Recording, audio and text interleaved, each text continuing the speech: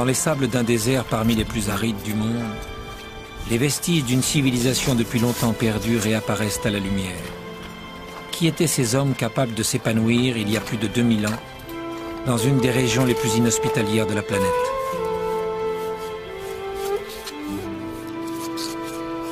Quelle était donc cette civilisation, celle des Nazca, qui vivaient ici, en Amérique du Sud, au Pérou, sur cette bande côtière désertique coincée entre les Andes et le Pacifique, bousculée par les tremblements de terre et régulièrement inondée par les caprices de ses fleuves?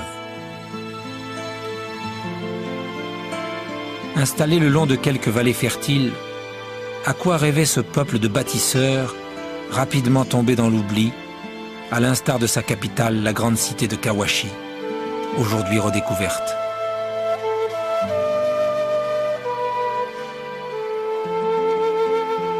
Peu à peu, grâce au travail des archéologues, émerge un monde étrange et déroutant, à la fois proche et très lointain.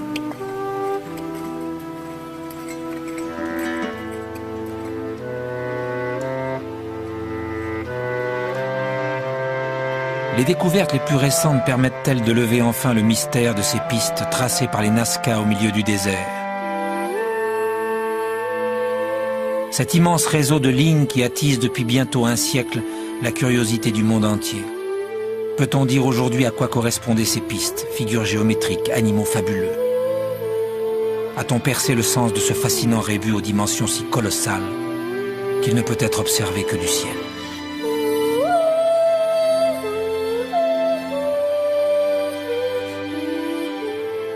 Après 2000 ans de silence, que reste-t-il de la mémoire de ce peuple secret et oublié?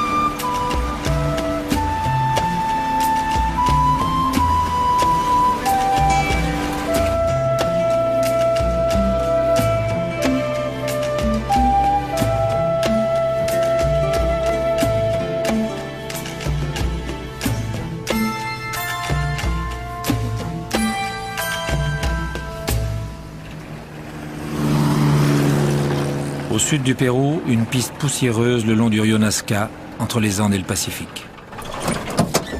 Directeur du Centre italien d'études et de recherche archéologique précolombienne, Giuseppe Orefici anime un ambitieux programme de fouilles, le projet Nazca. Depuis 17 ans, inlassablement, il explore les vestiges de la cité de Kawachi, l'ancienne capitale des Nazca. Le site est immense, 24 km². Fantomatique, volé de sable et de dépôts alluvionnaires, Kawachi s'impose à tous ceux qui l'approchent par la force de son mystère.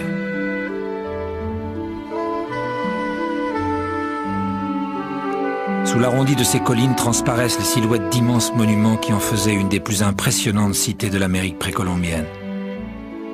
La Grande Pyramide est sans doute la plus imposante.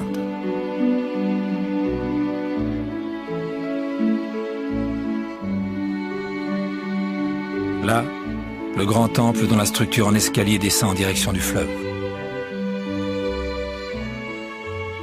Entre ces édifices, des couloirs, des terrasses, des petites places. Sous les outils des archéologues, c'est toute une ville qui émerge peu à peu.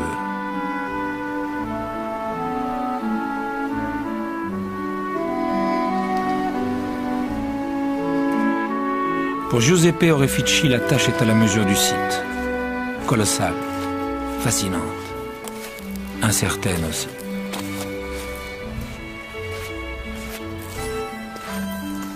Pillé depuis des siècles par des chasseurs de trésors sans vergogne ni respect pour les innombrables sépultures ensevelies dans ce lieu jadis sacré, la mémoire de Kawachi serait-elle à jamais perdue?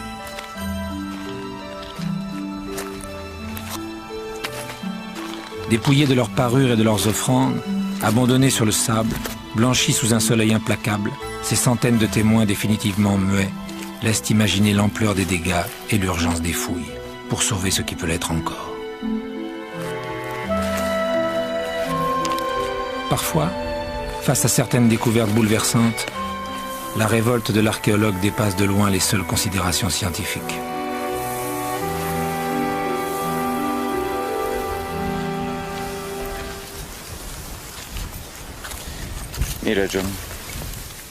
Regarde, John, regarde.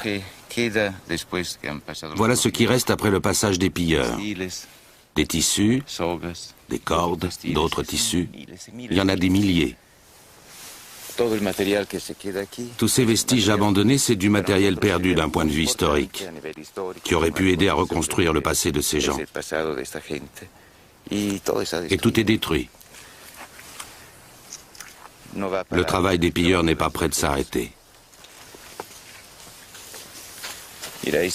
Regarde cet objet, par exemple.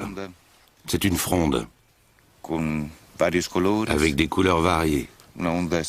Une fronde de cérémonie, très belle. Elle n'a pas intéressé les pilleurs qui préfèrent la céramique et les beaux tissus très prisés par les collectionneurs internationaux. C'est tous les jours que des informations se perdent, tous les jours que disparaissent des pages d'histoire qui ne pourront jamais être réécrites. Heureusement, le site est si grand, si vaste que nous ne travaillons pas en vain à récupérer ce qui reste. Notre espoir, c'est de poursuivre notre travail et de sauver ainsi des pages et des pages de l'histoire des Nazca.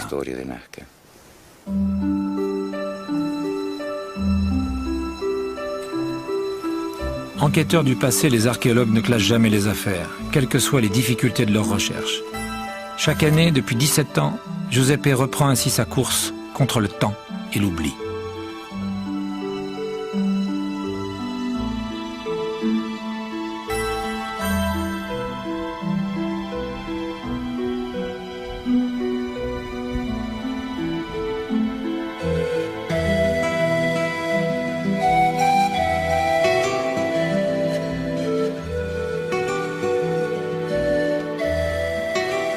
Le site est trop vaste pour être entièrement mis à nu.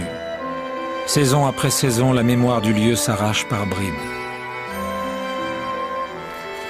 À quelques mètres du grand temple, un nouveau chantier a été ouvert, un nouveau lieu de sondage, choisi après étude des photographies aériennes.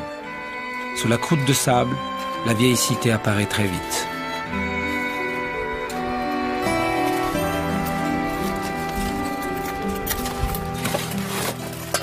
En creusant, l'équipe du projet Nazca descend par degrés dans les profondeurs de la mémoire de Kawashi. Du IVe siècle de notre ère, au niveau des couches de surface, jusqu'à la fondation de la cité, plusieurs mètres plus bas, 8 siècles plus tôt.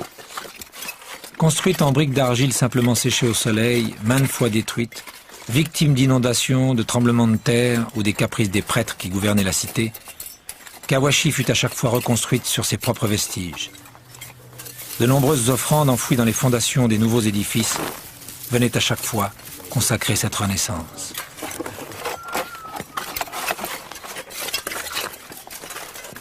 Un monde étrange émerge ainsi peu à peu à la lumière. Une immense cité dominée par les prêtres, vouée au culte des dieux et aux cérémonies. Aucune trace d'activité quotidienne n'y a jamais été retrouvée.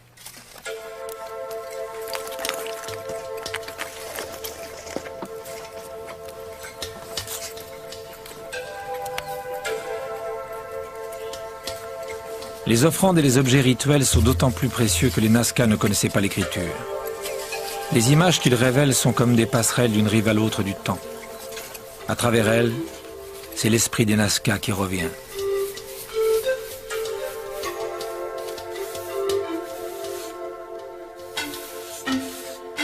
À la fin de chaque journée de fouille, les objets sont rapportés au laboratoire de Nazca, à quelques kilomètres du site.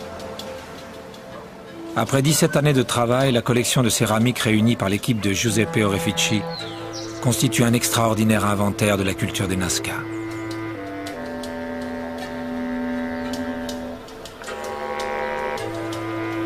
Chaque pièce est minutieusement répertoriée et analysée avant de venir s'ajouter au gigantesque puzzle auquel sont confrontés les chercheurs.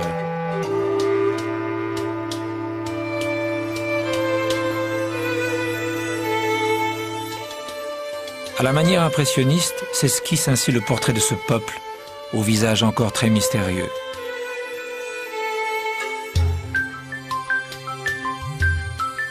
Le décor des céramiques à vocation exclusivement religieuse répond à des canons imposés par les prêtres.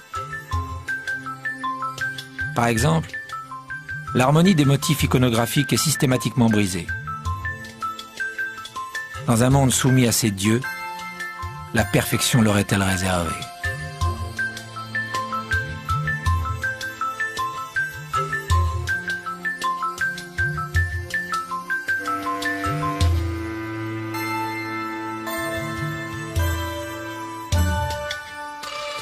Les divinités marines racontent l'histoire d'un peuple né entre la mer et la montagne, entre le Pacifique et les Andes.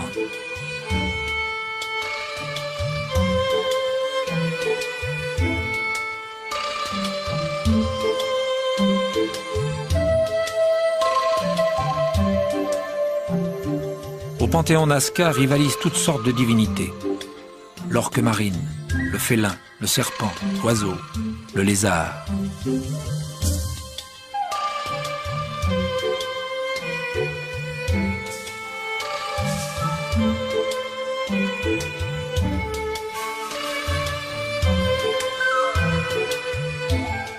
Ces dieux répandent leurs bienfaits sur les hommes par le nez ou par la bouche. La symbolique ne trompe pas. Langue fluide, forme serpentine. Ce qu'un peuple du désert attend d'abord de ses dieux, c'est l'eau.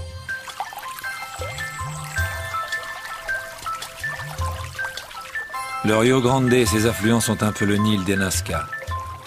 Hormis quelques rares précipitations aux conséquences régulièrement catastrophiques, la sécheresse ici est la règle et l'irrigation une nécessité. Aujourd'hui encore, ces systèmes d'irrigation qu'ils surent inventer témoignent de leur talent de bâtisseurs et de leur génie technologique. Faciles d'accès pour permettre le nettoyage, ils ont survécu à l'usure des siècles et sont toujours utilisés par la population locale. Tout comme le réseau de canaux et de galeries filtrantes, les puquios, destinés au recueil des eaux souterraines venues des Andes. Sans égal en Amérique précolombienne, ce réseau irrigue encore l'ensemble de la région.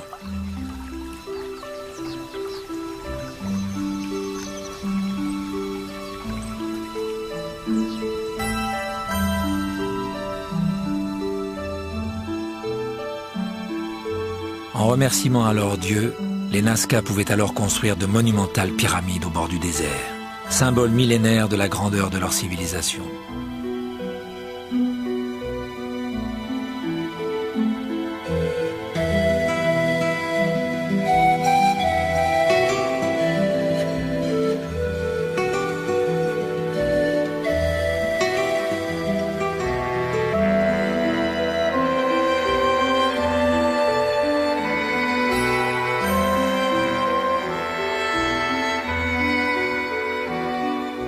Au camp de base, comme chaque semaine, Giuseppe Orefici réunit son équipe.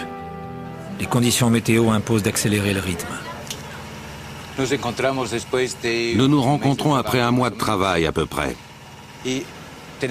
Mais nous devons garder à l'esprit une chose très importante. C'est qu'après 17 années de fouilles ici à Cahuachi, les 71 chantiers que nous avons ouverts ne représente que 1% de l'ensemble du site. Alors parler de Cahuachi, même après 17 ans de travail, reste très difficile. Les conditions climatiques et l'effet d'El Niño se sont fait beaucoup ressentir l'an passé et cette année.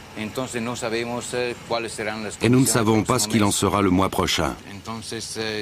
Par conséquent, j'espère que vous comprendrez tous l'effort que nous devons fournir pour terminer le plus rapidement possible, avec les meilleurs résultats possibles, le travail de cette année. Voilà, c'est tout. Un grand merci à tous et bon courage.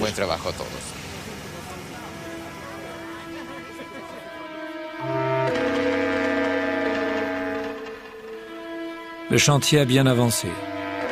Une large zone a été dégagée pour permettre une étude topographique des lieux. Peu à peu, le plan de la vieille cité s'enrichit de nouvelles parcelles.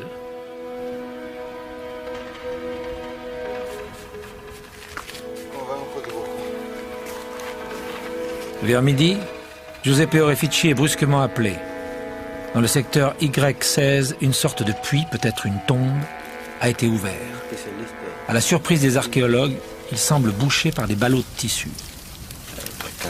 Il y en a une quantité énorme.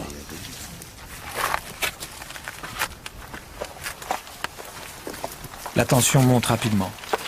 Le puits contient encore plus de tissus qu'on ne l'imaginait au premier coup d'œil. Apparemment, de très grande qualité archéologique.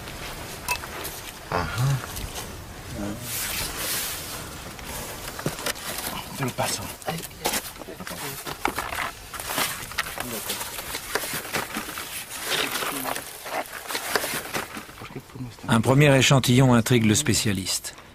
Il s'agit d'un tissu décoré par application de petites plumes. Il semble avoir été découpé, il est noirci, mais n'a pas été brûlé. Ce n'est probablement pas une tombe. S'il y en a une, elle est plus bas.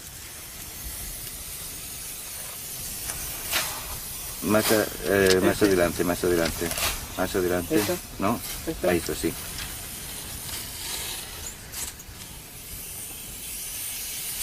Sí.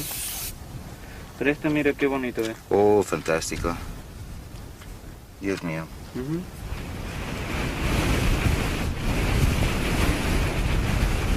En milieu d'après-midi, le vent se lève brusquement. Le travail doit pourtant être achevé. Les pilleurs peuvent être informés de la découverte et intervenir pendant la nuit. Il faut faire vite. Después otra persona te ayuda. ¿Otra persona? Aquí. Ahí nomás, no, que no lo abran, que no...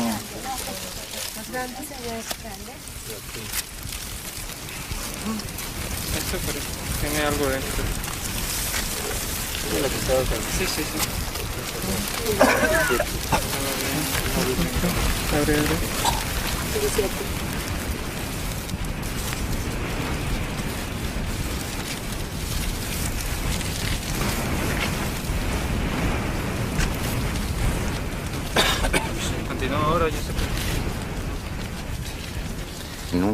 Je n'ai jamais vu ça.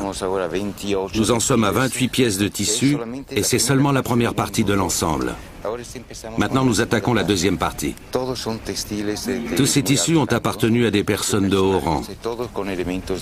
Ils sont décorés de divinités et surtout de dessins ornithomorphiques, c'est-à-dire des oiseaux peints.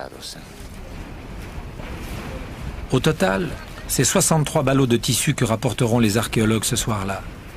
C'est la première fois que des tissus peints sont découverts in situ. Mais pourquoi des tissus anciens se trouvaient-ils enfouis dans une couche archéologique correspondant à la fin de l'histoire des Nazca? Pourquoi des tissus d'époques différentes se trouvaient-ils enterrés ensemble? L'analyse de ces tissus demandera des mois de travail.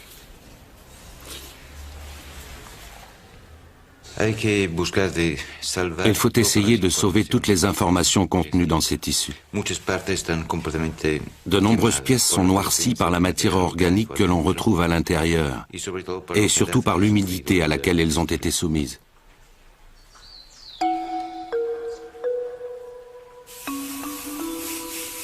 Giuseppe Orefici ne connaît que quelques exemples de ces tissus peints conservés dans le monde. Leur rareté tient à leur ancienneté. Ils datent des premières périodes de la civilisation Nazca. Des traces organiques montrent qu'ils ont été en contact avec des cadavres et servaient de linceul. Sans doute ont-ils été un jour récupérés, rassemblés en paquets et rituellement réenterrés, à l'occasion peut-être d'une modification dans l'ordre religieux ou cérémoniel. La part de mystère irréductible qui leur est attachée ne peut que les rendre plus fascinantes encore.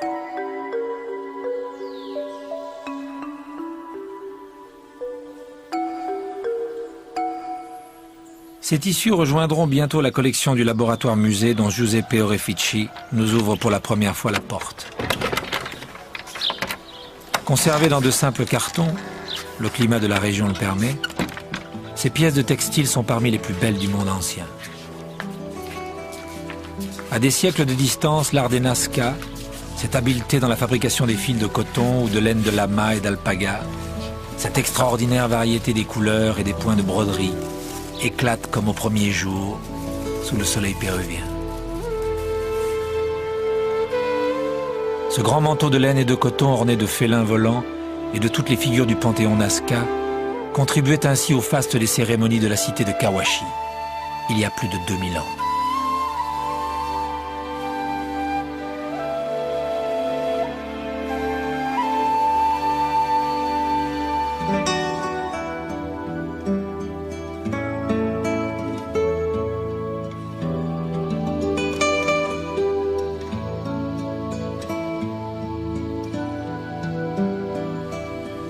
Plus ancien encore, ce drap funéraire formé de 7 bandeaux et de carrés cousus entre eux recouvrait la sépulture d'une femme morte 350 années avant le début de notre ère.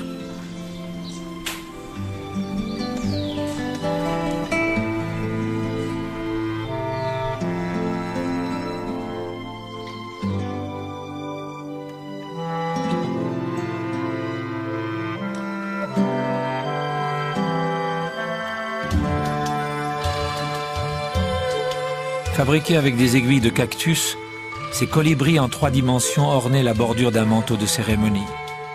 Les coloris éblouissants proviennent de teintures à pigments végétaux ou animaux, tels que la chenille broyée. L'urine humaine servait de fixateur. Cette parure cérémoniale est sans doute le joyau de la collection. Sur la bande centrale, défilent les divinités Nazca. Tout autour, le peuple en procession. Plus de 500 figurines, toutes différentes, jusque dans l'expression du visage. Dans leurs mains, des flûtes, des maracas, des éventails. Leur pouvoir évocateur est si fort que les Nazca semblent renaître soudain, le visage peint, vêtus de costumes chamarrés, chantant et dansant avec leur dieu.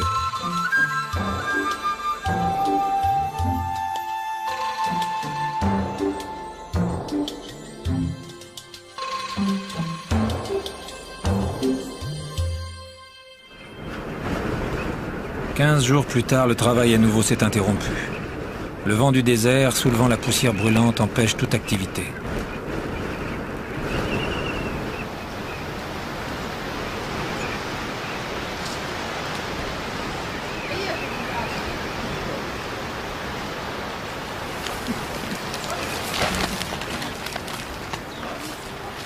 Au camp de base, les archéologues poursuivent leurs rêves peuplés de très anciennes images.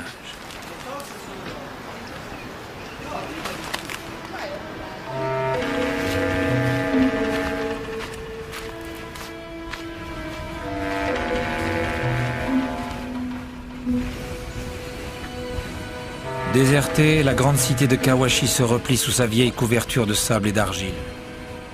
Il y a 1700 ans, après 6 siècles de domination sans partage, la capitale religieuse des Nazca sombrait brutalement dans l'oubli, comme enterrée vivante.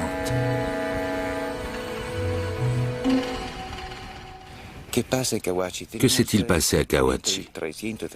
Entre 300 et 350 de notre ère, il y a eu 2 événements importants. D'abord, une grande inondation particulièrement forte. Nous en avons retrouvé des traces dans toutes nos fouilles. Et un tremblement de terre. Un tremblement de terre qui va détruire les temples. Nous avons retrouvé des morts sous les murs effondrés. Du coup, la religion des Nazca ne fonctionne plus. Les dieux et le centre cérémoniel ne fonctionnent plus. C'est le moment de l'abandon. Mais avant de partir, puisque tout est rituel, tout est religion dans leur culture, les Nazca enterrent entièrement les ruines en les remblayant. Observez les vestiges sur les parties les plus hautes du site. Vous verrez qu'ils sont recouverts d'une couche d'argile, apportée par les hommes au sommet du remblai. Et c'est ce qui en fait un lieu sacré.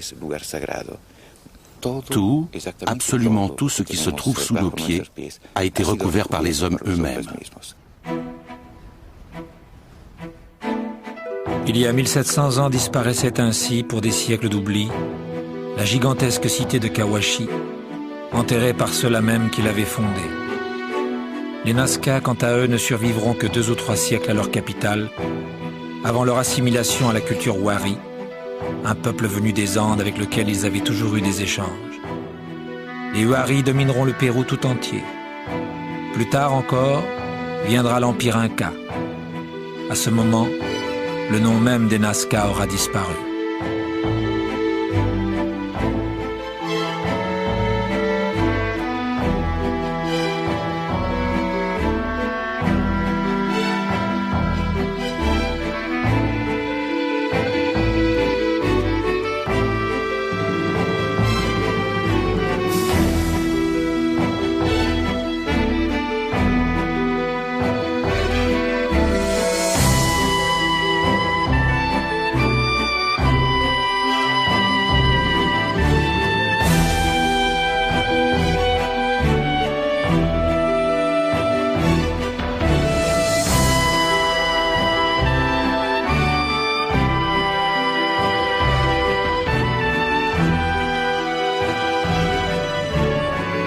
chute de Kawashi entraîne le déclin de ses dieux et la dislocation du pouvoir des prêtres. Alors que s'installe un régime féodal, sur les céramiques apparaît le visage des hommes. Dans la conscience Nazca, l'homme se libère et vient conquérir une place centrale.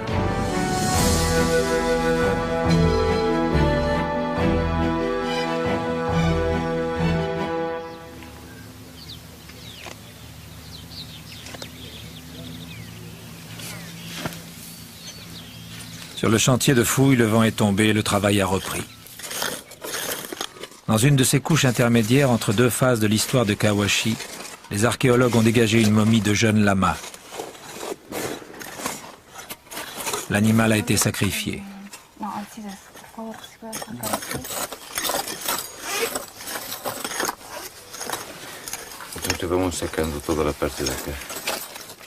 Il pourrait s'agir d'une sépulture et elle aurait échappé aux pilleurs.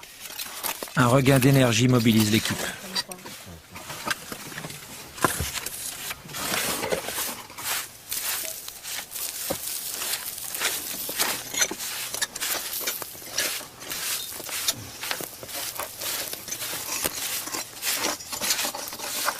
Une série de poteries renversées sont bientôt mises à jour, révélant des tombes.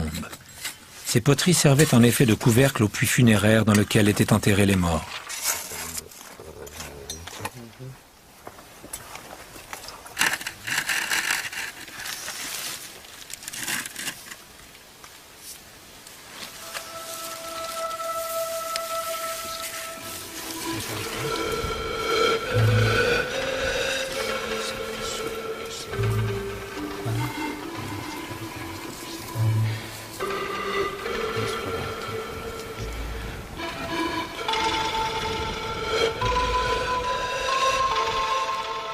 Les membres inférieurs repliés sous le menton, les morts étaient enterrés en position fétale.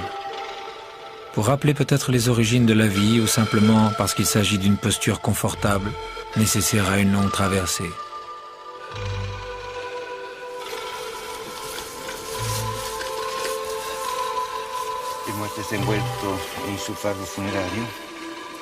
Une deuxième tombe révèle une momie recouverte de son linceul. Les archéologues tentent de la dégager. Malheureusement, plus de 15 siècles d'attente et d'immobilité rendent la manœuvre risquée.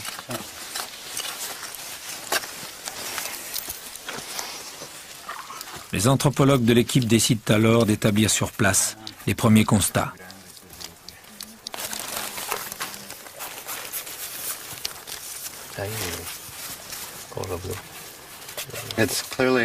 Pour le docteur Brian Harrison de l'Université de l'Oregon, il s'agit clairement du squelette d'une jeune femme. On le voit à la forme du pelvis. C'est une adulte, mais elle n'est pas très âgée. Il n'y a pas de traces d'arthrite sur les articulations. L'excellente conservation des tissus organiques rend ce site exceptionnel. Les cheveux sont en parfait état. Tout cela va permettre de tirer de nombreuses informations sur la population qui vivait ici il y a plus d'1 millier d'années. L'aspect de ses dents montre qu'elle était en bonne santé. Il n'y a pas de stries, l'émail est très bon. Oui, c'était une jeune femme en bonne condition physique, elle devait avoir 20 à 25 ans. Et Nazca était très trapu, les cheveux longs et noirs, musclés parce qu'il travaillait dur. Il paraît clair aussi à l'examen des squelettes et des dents qu'ils étaient en général en bonne santé. Ils ne portent aucune marque de coup. Il n'y avait pas de guerre ici.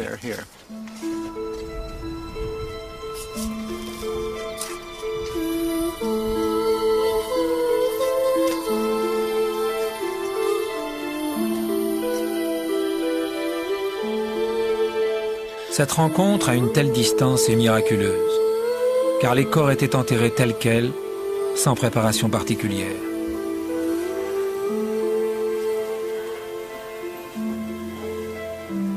Seule une sorte de momification naturelle a pu les conserver ainsi.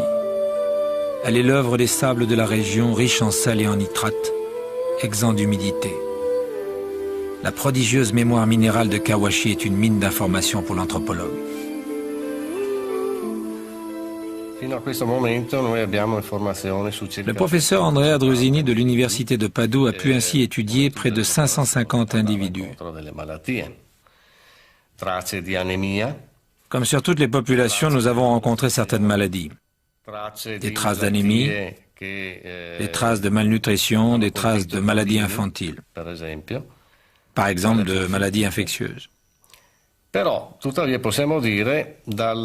D'après les statistiques effectuées sur cette population, on peut avancer que leur espérance de vie se situait autour de 37-38 ans.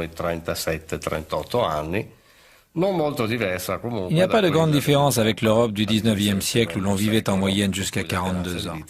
Et pourtant, entre les deux populations, il y a presque 2000 ans d'écart. Sur le site des tombes, les travaux se poursuivent. Près des puits funéraires apparaît un nouveau corps qui intrigue fortement l'équipe d'archéologues. À la différence des autres, il est couché sur le sol, à l'horizontale. Le docteur Drusini se fait bientôt médecin légiste après avoir constaté que le squelette a les mains liées sur le devant du corps. Questa posizione è molto inusuale. Può essere naturale questa posizione? No, probabilmente si è trattato di un'esecuzione e il corpo poi è rimasto in questa posizione.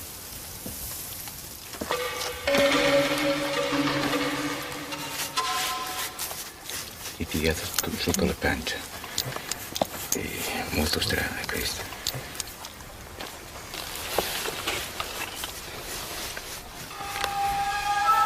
E secondo me c'è stato un colpo molto forte che ha praticamente fratturato la base del cranio. Però dall'andamento della frattura sembra che sia stato inferto dal davanti e non dal dietro.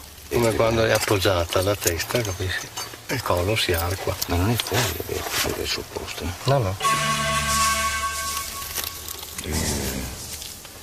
Frattura ben grande.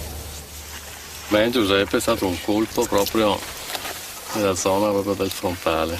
Il colpo secco proprio qua. Che ha fracassato completamente la parte... Il setto nasale, il maxillofacciale, naso. Che ha fracassato proprio completamente la faccia. Completamente.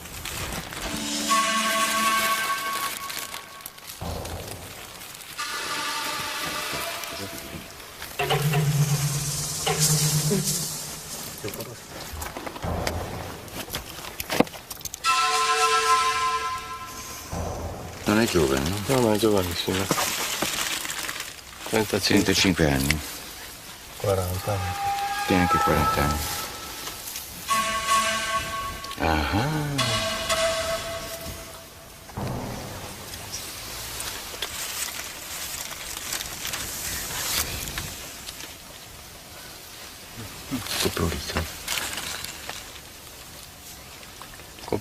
Coprolito in bocca.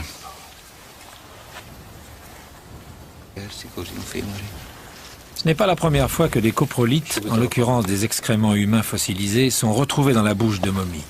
La signification de telles pratiques est difficile à interpréter.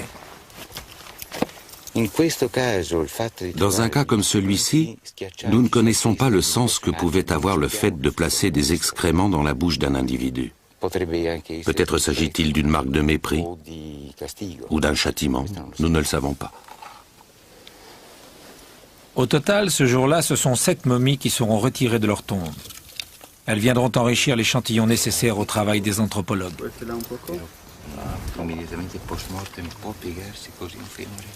Certaines de leurs découvertes nous font pénétrer dans un univers étrange, fascinant et repoussant à la fois, un autre monde.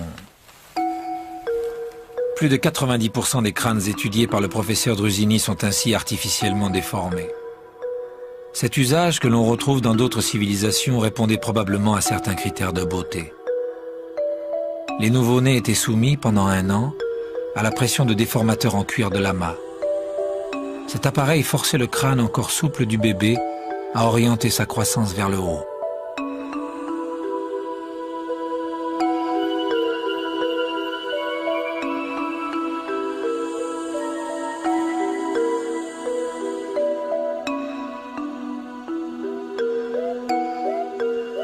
Un peu plus loin dans le laboratoire, Des crânes au front percé défient à leur tour l'imagination. Des crânes d'hommes, mais aussi de femmes et d'enfants. Il ne s'agit donc pas d'un rite guerrier. Une corde passée par le trou, retenue à l'intérieur du crâne par un morceau de bois, permettait le transport ou la suspension de la tête. Tête offrande d'une personne sacrifiée. Tête trophée, symbole de pouvoir. Parfois, la bouche est fermée par une aiguille de bois ou de cactus.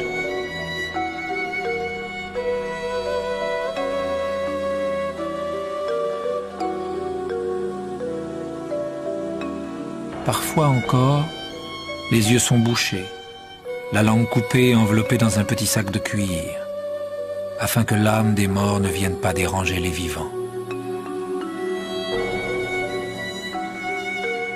Toute l'iconographie Nazca témoigne de l'importance de cette pratique dans la culture d'un peuple, ni plus ni moins barbare que les autres. Pour les archéologues, cette coutume et d'autres, plus cruelles encore, sont autant de fenêtres sur cet autre monde qu'ils tentent, à des siècles de distance, de pénétrer.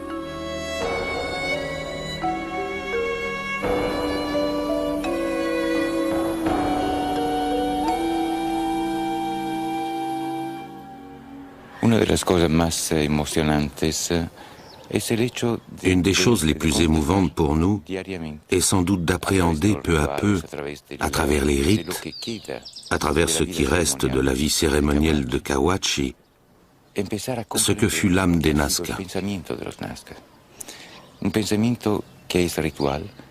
Un système de pensée avant tout rituel, une conscience profondément liée au passé. Un passé omniprésent dans la vie des Nazca, comme si sans passé, il ne pouvait y avoir ni présent ni futur. Au bout de leur voyage millénaire, les messagers Nazca s'acquittent ainsi de leur mission. Au malaise diffus qu'ils inspiraient à la première rencontre, succède le sentiment d'une étonnante présence.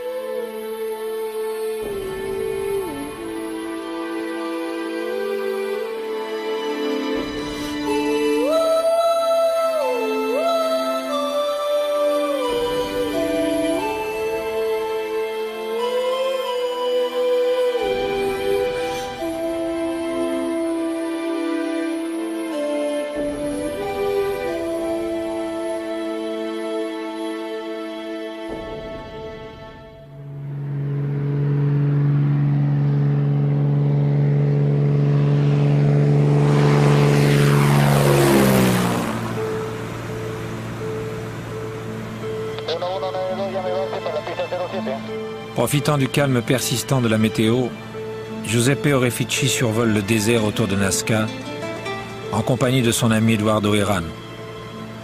Ce pilote chevronné a découvert plus de 350 de ces géoglyphes qui ont suscité tant de curiosité dans le monde entier.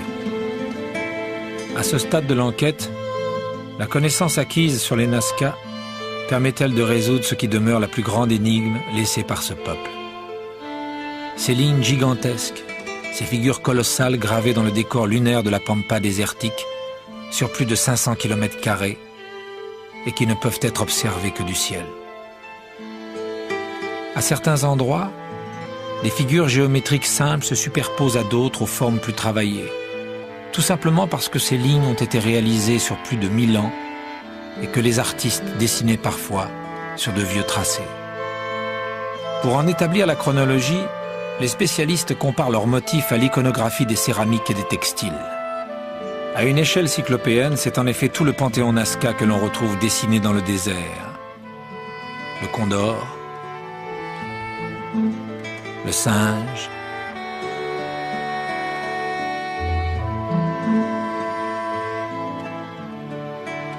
le colibri.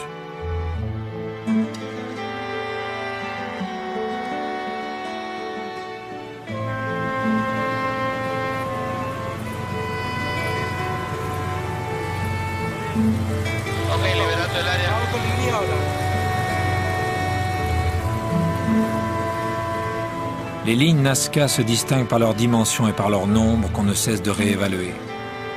Ce jour-là, Eduardo montre à son ami celle qu'il a découverte il y a quelques mois.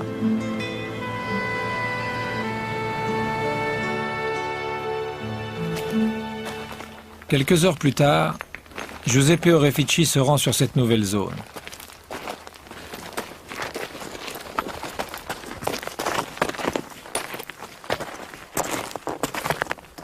Après 2000 ans de solitude, les lignes tracées à même le sol apparaissent intactes.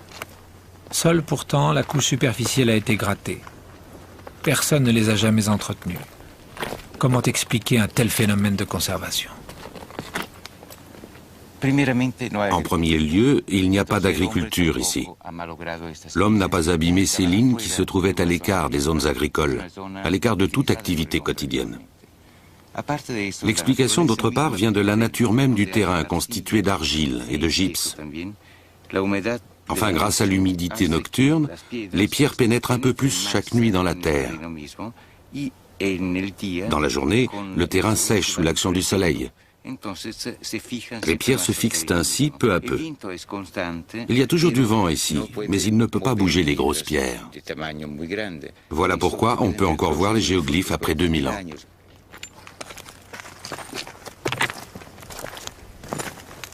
Avec précaution, l'exploration se poursuit en suivant le tracé énigmatique d'une ligne qui semble se perdre à l'infini.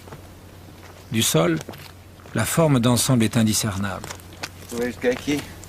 Regresa en su camino. Del otro lado.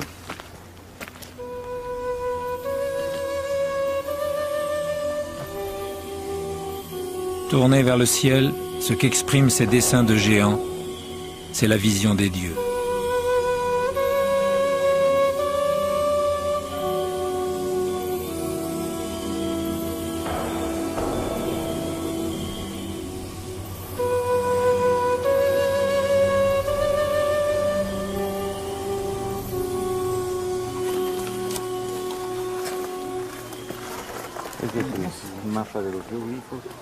Dans son musée laboratoire, Giuseppe Orefici présente, en avant-première, au maire de la ville de Nazca et à l'historien péruvien José Lancho Rojas, la maquette du site des géoglyphes qui vient d'être réalisée.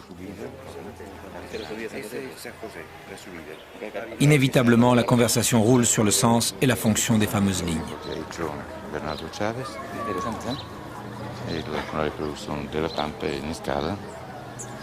La panamericana, el lagarto, el guarango, las manos. Aquí hay los otros. Este se ve bastante bien. Une remarque pourrait avoir son importance. La plupart des figures ne sont constituées que d'une seule et unique ligne qui progresse sans jamais se recouper. Cela peut-il avoir une signification? Et d'abord, comment les artistes Nazca s'y prenaient-ils pour exécuter d'un seul trait et sans recul ces gigantesques dessins?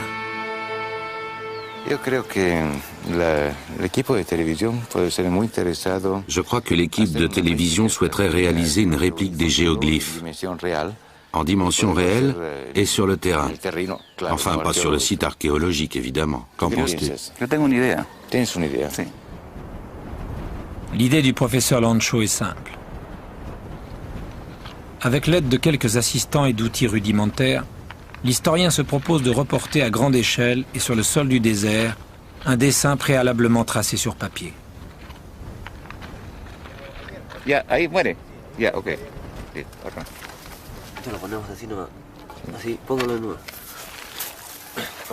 Ya, un ratito. Derecha, derecha, poquito. Derecha, poquito.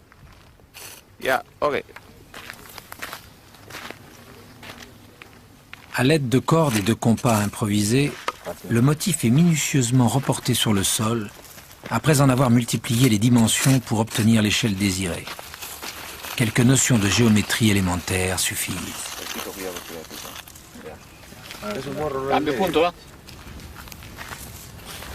Il y a 2000 ans, l'agrandissement d'un tel dessin ne devait pas poser plus de problèmes aux tisserands, aux bâtisseurs des monuments et des aqueducs Nazca qu'à l'équipe du professeur Lancho.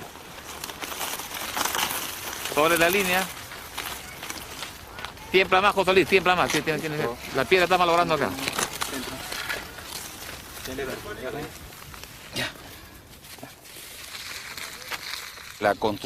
Pour le professeur Lancho, ce n'est pas la réalisation des géoglyphes dans le désert qui pose problème. Le mystère est plutôt de savoir pourquoi leurs auteurs les ont construits. À certaines dates importantes, les familles se rendaient sur la Pampa pour prendre part à des cérémonies organisées sur les géoglyphes, comme une offrande aux dieux qui se trouvaient au firmament.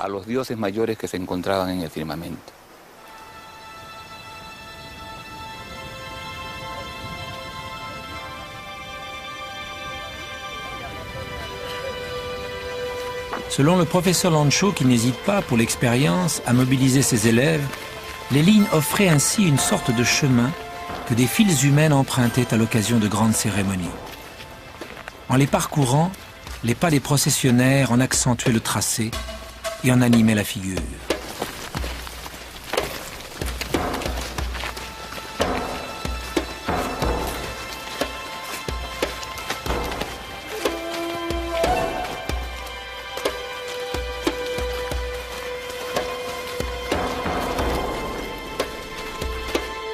Icône vivante à la démesure du site, les lignes de Nazca célébraient ainsi les noces d'un peuple avec ses dieux.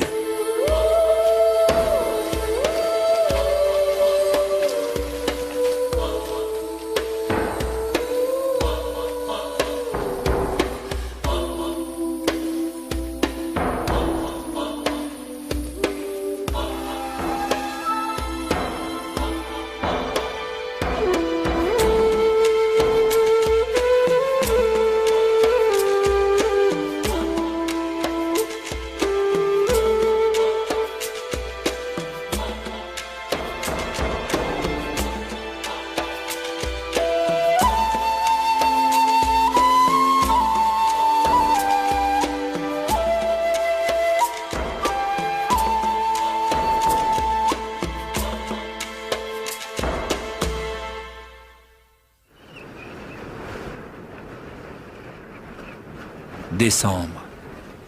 Une nouvelle saison s'achève après 2 mois de fouilles. 2 mois d'efforts pour quelques bribes de mémoire.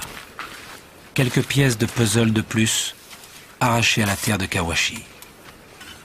Sous le soleil brûlant, les ruines mises à nu commencent lentement à s'effriter. Éphémère et fragile, Kawachi doit être protégé. Nos empezamos con la parte de abajo. Y después la parte de arriba más tarde.